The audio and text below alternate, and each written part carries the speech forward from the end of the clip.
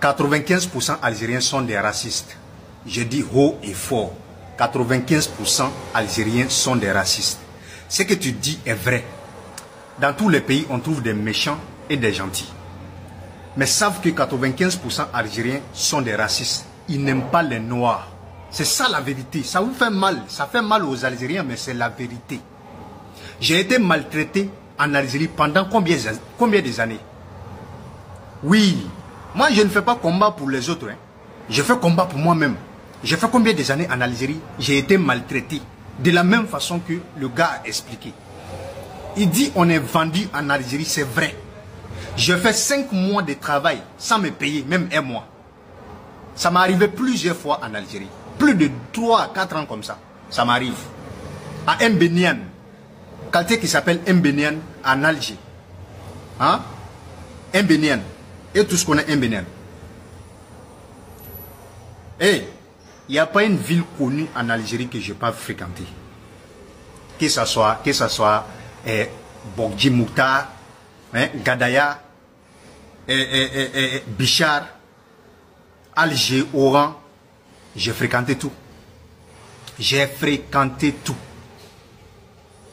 Il n'y a même pas de quartiers de Alger que je ne connais pas. Les quartiers connus. Là où il y a des Noirs beaucoup. Que ce soit Bouenan, Mbénan. Il y a beaucoup de quartiers que je connais, mon frère. Il y a beaucoup de quartiers que je connais en Algérie. Ce sont des racistes. Ça les fait mal, mais c'est la vérité. Tous les Africains noirs qui ont vécu l'aventure d'Algérie, tu ne peux pas rentrer dans une ville au pied que des enfants algériens ne t'ont pas connu avec le caillou. Et puis, quand tu les touches, c'est tous les Algériens qui se révoltent contre toi. Tous les jeunes des quartiers. Tous les jeunes, je dis bien tous les jeunes des quartiers. Soit ils vont prendre machette contre vous, ou c'est-à-dire tu fais un débat avec un Algérien, face à face, il va aller chercher ses amis,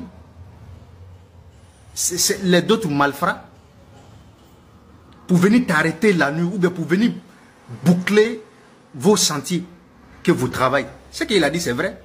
C'est nous qui sommes des esclaves là-bas, c'est nous qui travaillons 7 jours sur 7, sans repos, et puis on ne nous fout pas la paix.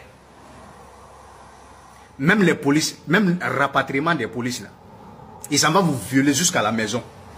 Et prenez vous l'argent que tu as cotisé depuis que tu es arrivé en Algérie. Ils vont tout prendre. Même les frigos, ils ne vont pas laisser. Même les ventilateurs, ils ne vont pas laisser. Même le gaz de bouteilles, là, ils ne vont pas laisser, ils vont tout prendre. Est-ce que tout ça, là, c'est refoulement? C'est pour ne pas voir des Africains noirs dans les territoires. C'est ça la vérité. Ce sont des racistes. Il faut qu'on se dise la vérité. Je n'ai pas peur pour dire ça sur les réseaux sociaux. Hein, parce que j'ai vécu pendant des années en Algérie. Je l'ai vécu moi-même.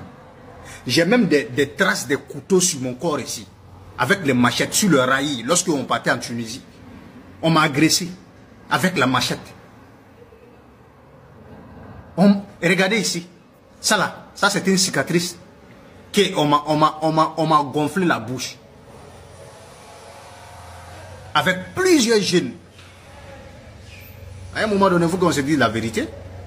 Il faut qu'on se dise la vérité. 95 Algériens sont des racistes. C'est la vérité. C'est vrai, il y a des méchants partout. Partout dans le pays, il y a des méchants, il y a des vrais.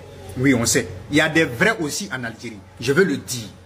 Les mois de Ramadan, on a vu beaucoup de personnes qu'on va pitié de nous pour nous donner de la nourriture. Il y a des bonnes personnes aussi en Algérie. Il faut qu'on le dise. Une fois, on nous a jetés sur la rue, entre Gadaya et Oran.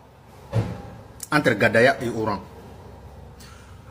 On nous a jetés sur la rue parce qu'on partait Oran.